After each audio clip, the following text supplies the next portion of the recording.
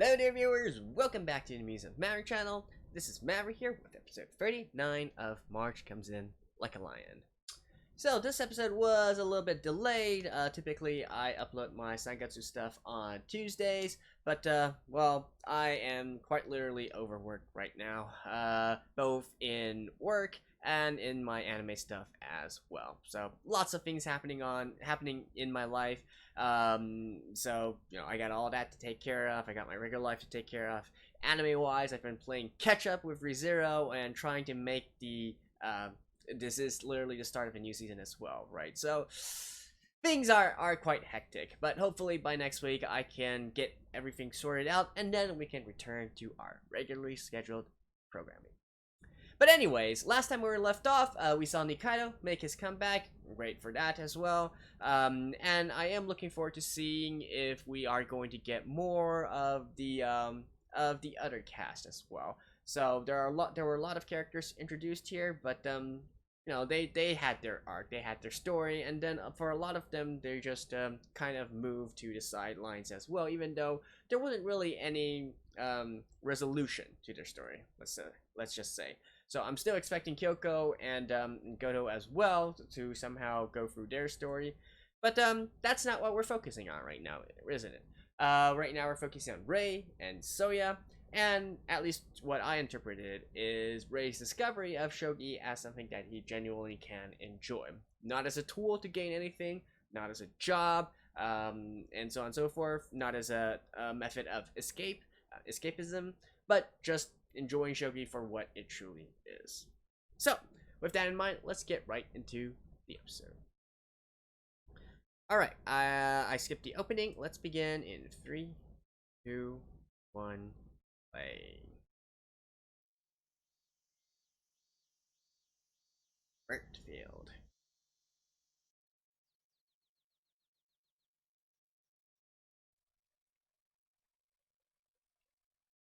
Alright.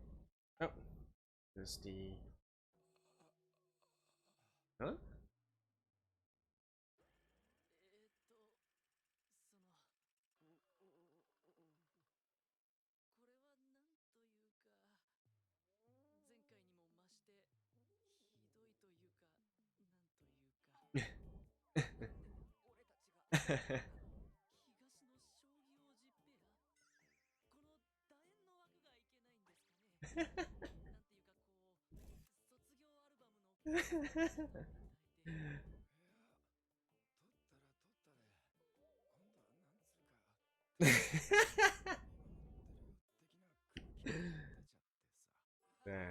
They aren't hiding their biases anymore, are they? That's funny.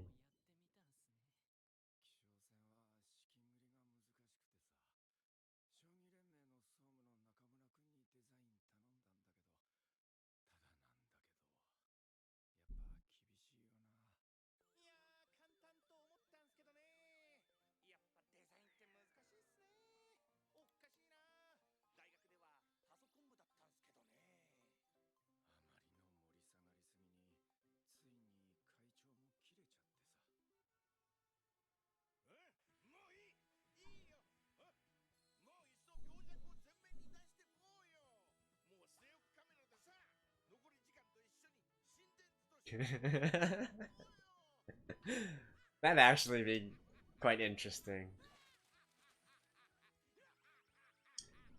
That's sometimes done for esports.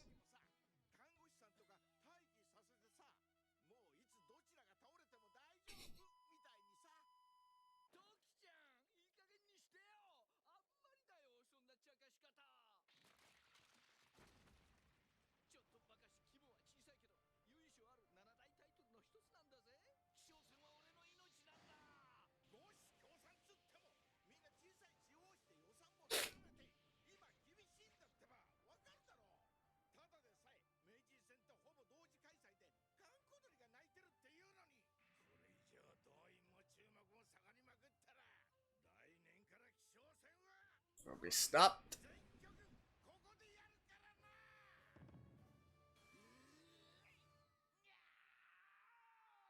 In all honesty, though, I don't see why they need to keep on changing the venues and all that. I guess they want to make it some kind of grandiose affair.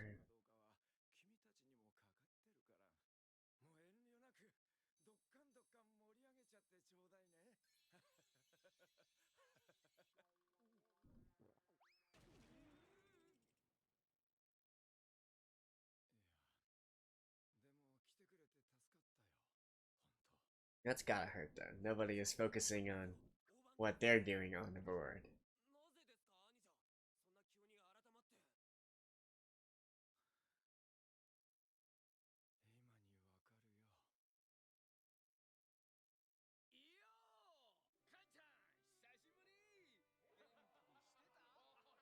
But wait, what happened to the match between Rei and Souya?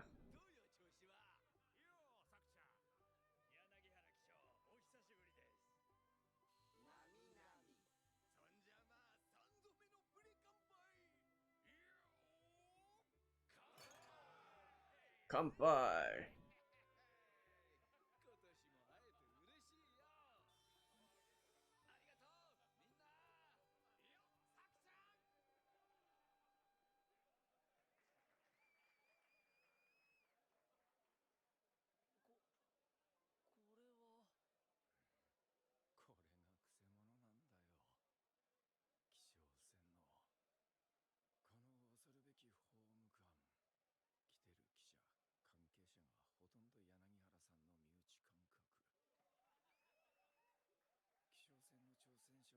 Well, if he's held the title for so long. Yeah.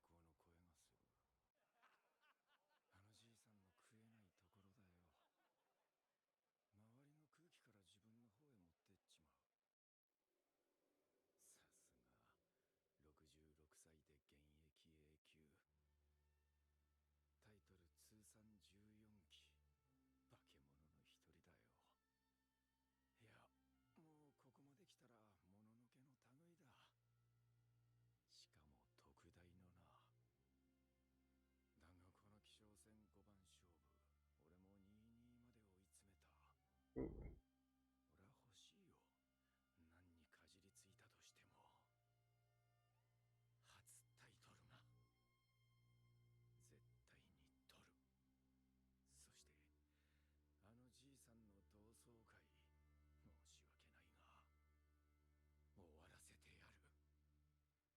Go, go, go.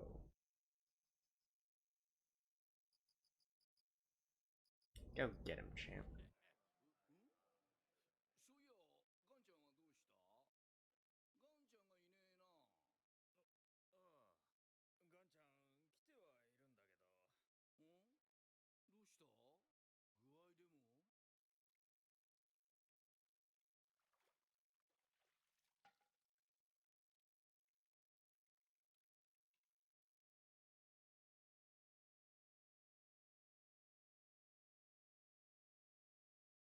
Guess this is gone.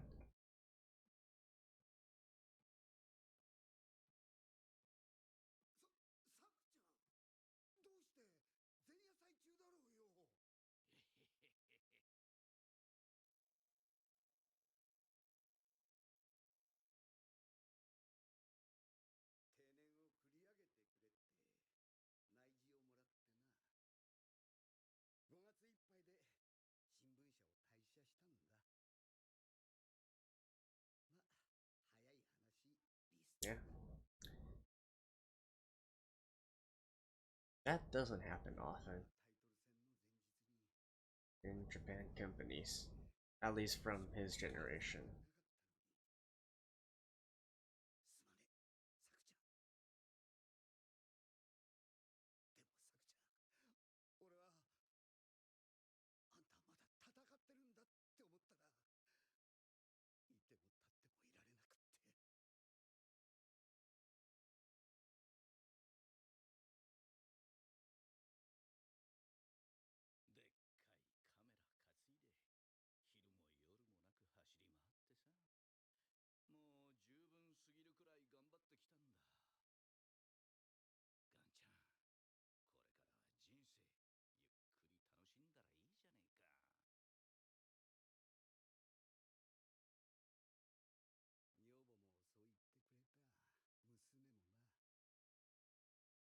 Doesn't want to hang it up yet.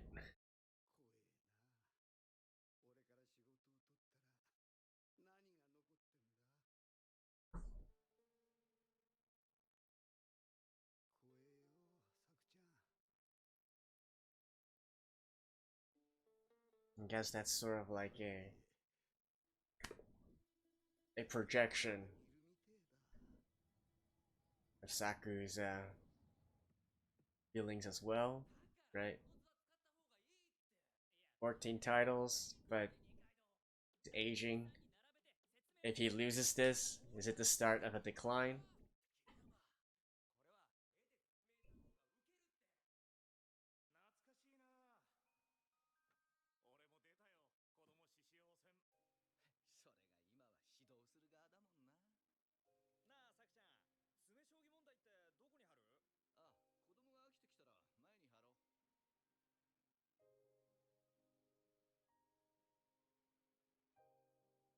Damn.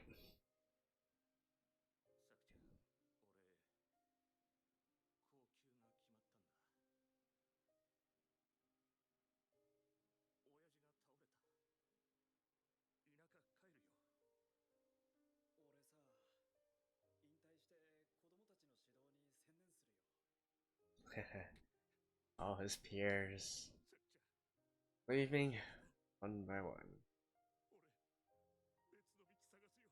because they can't make it here.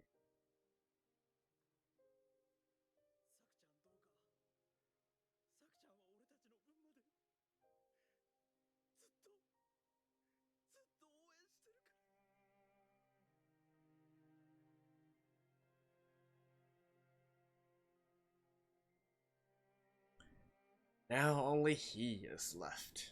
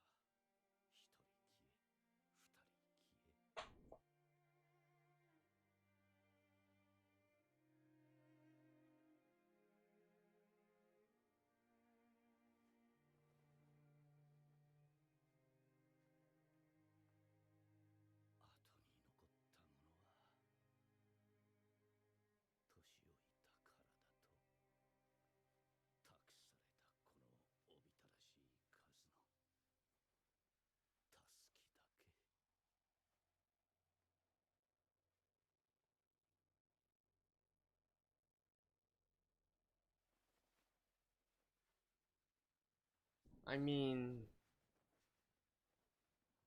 I feel like after all this time, however, you know, all his friends and peers who have already left this life long ago, I'm sure they're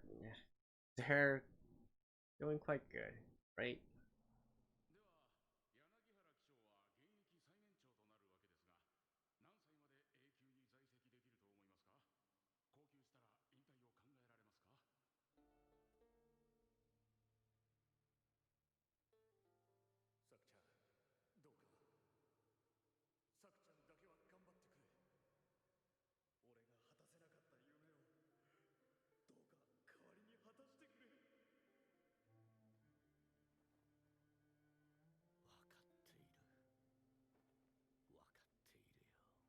I kind of feel like this burden is something that, yeah, but can definitely see the symbolism here.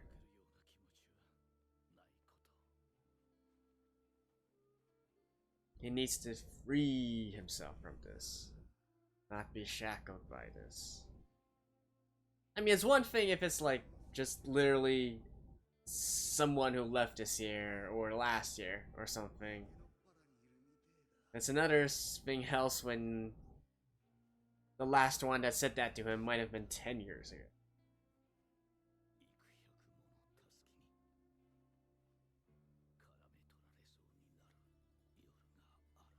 Well, then again, I don't really know, but still.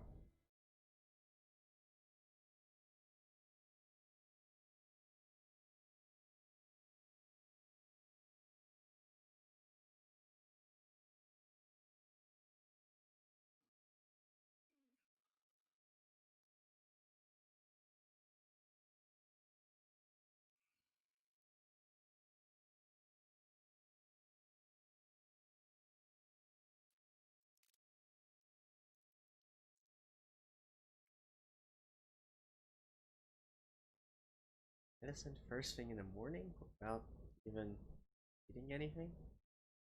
That's bad for your stomach, dude.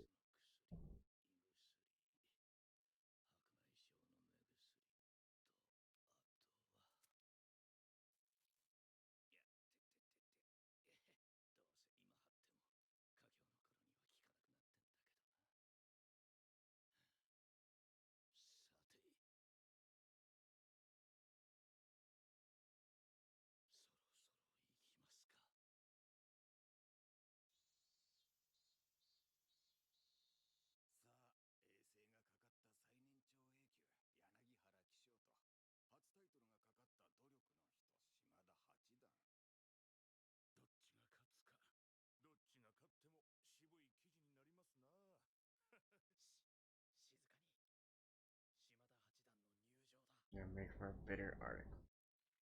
But that's what makes interesting news, though.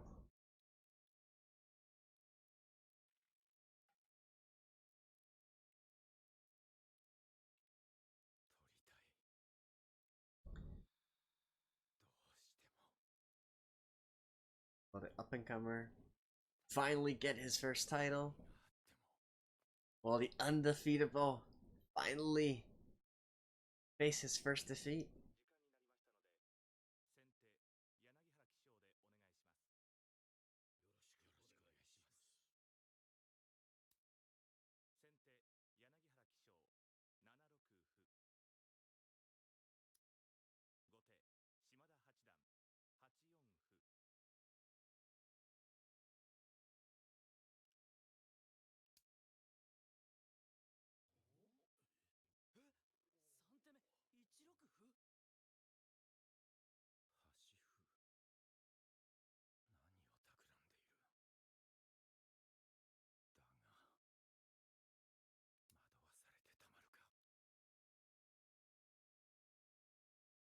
I mean, I assume the analogy to shogi is a bit similar to chess in that you don't want to move your you want to fight for the center.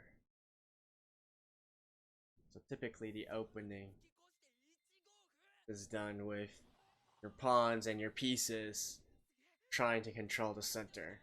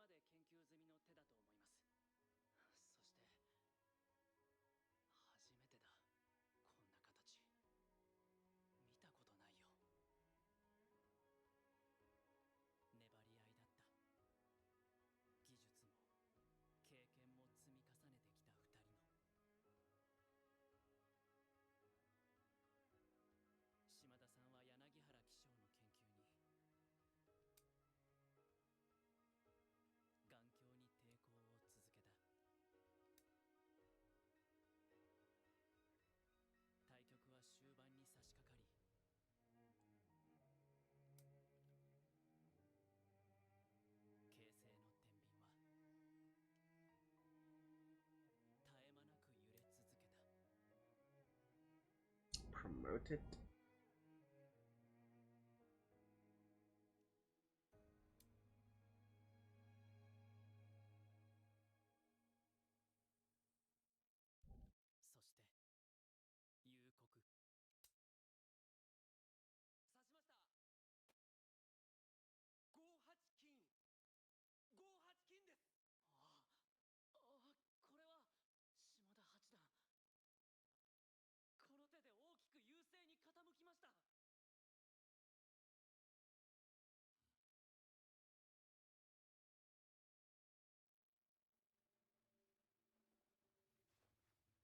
Yeesh. 柳原記章、いつまで永久でいられると思いますか。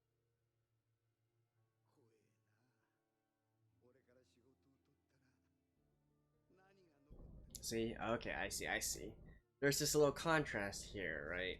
So on one hand, he's thinking of himself carrying the burdens and expectations of all the others, and yet at the same time, it might only be a sort of excuse for himself as well, right? Where he also doesn't know what he can do after Shogi.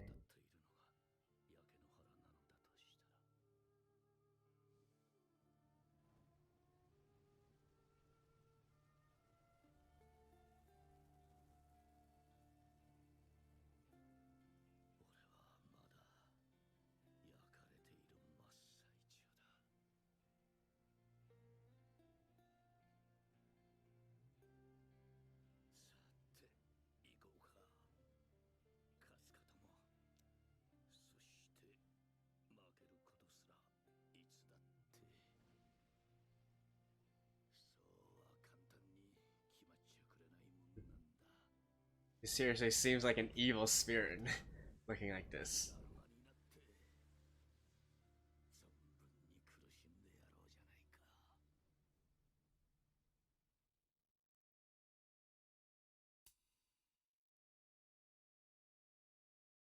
Yep. Ending? Yeah. Yep. Ending. Alright. See you guys after this.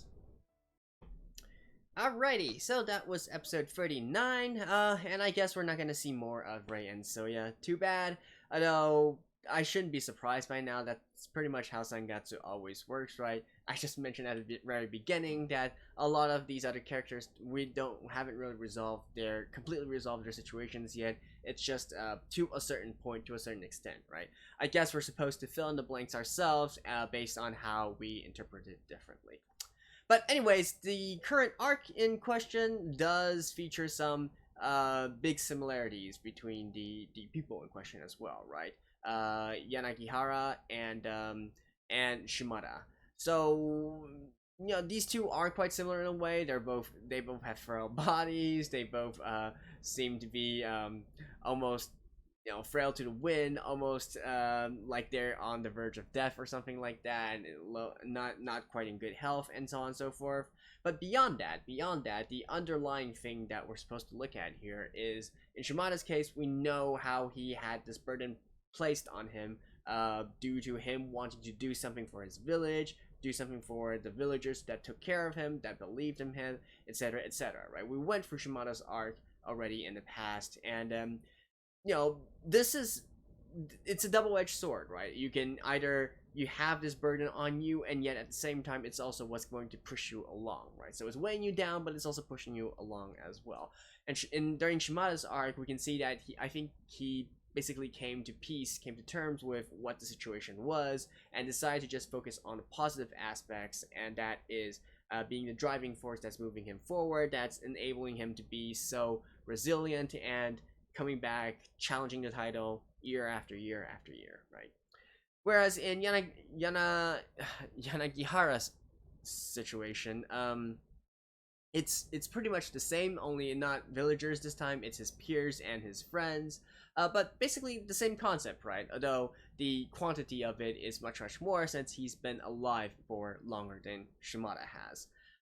So that there is definitely a interesting sort of parallel here. However, in Yanagihara's case, he also has one other special thing going for him, or what should I call it? Problem that that's in his back of his mind, and that is the fact that he has pretty much for his entire life only known how to play shogi, right? Shogi was his entire life. If after this 40-something years, you suddenly told him, hey, you're not actually the best anymore, you should probably retire, you're not going to be able to compete at a high level anymore, what does he have left, right? And that is basically the question here.